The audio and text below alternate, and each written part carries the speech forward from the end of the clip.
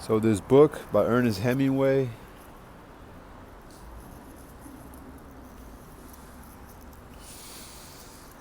so let's read this part.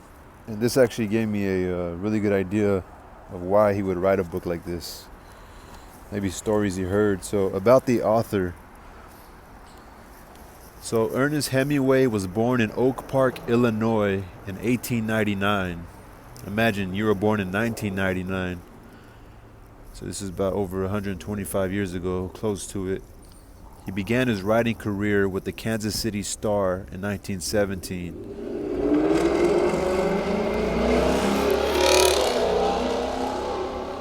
At 18 years old, he started writing. During the First World War, he volunteered as an ambulance driver on the Italian front, but was invalided home, having been seriously wounded while serving with the Red Cross. In 1921, when he was 22, Hemingway went to Paris, where he became part of the expatriate circle of Gertrude Stein, F. Scott Fitzgerald, Ezra Pound, and Ford Madox Ford. His first book, 3 Stories and 10 Poems, was published in Paris in 1923 and was followed by the short story collection In Our Time, which marked his American debut in 1925, with the appearance of The Sun Also Rises in 1926. Hemingway not only became the voice of the lost generation, but the preeminent writer of his time. This was followed by Men Without Women, which is a book I want to read, in 1927 when Hemingway returned to the United States, and his novel Of the Italian Front, A Farewell to Arms, 1929. In the 1930s, Hemingway settled in Key West and later in Cuba, but he traveled widely to Spain, Italy, and Africa, and wrote about his experiences in Death in the Afternoon, 1932, his classic treatise on bullfighting in Green Hills of Africa, 1935, an account of big game hunting in Africa. Later he reported on the Spanish Civil War, which became the background for his brilliant war novel For Whom the Bell Tolls, 1940. His brilliant war novel, For Whom the Bell Tolls. I want to read that one too. Hunted U-boats in the Caribbean and covered the European front during the Second World War.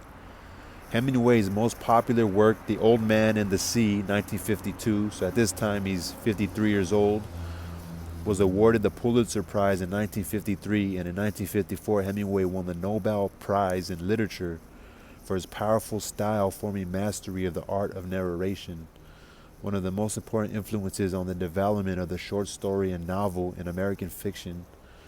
So The Old Man and the Sea is his most popular work. I read it, but I don't remember. Hemingway has seized the imagination of the American public like no other 20th century.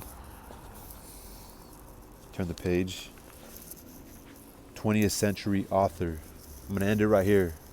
He died by suicide in Ketchum, Idaho in 1961. At 62 years old. Killed himself. That's crazy, right?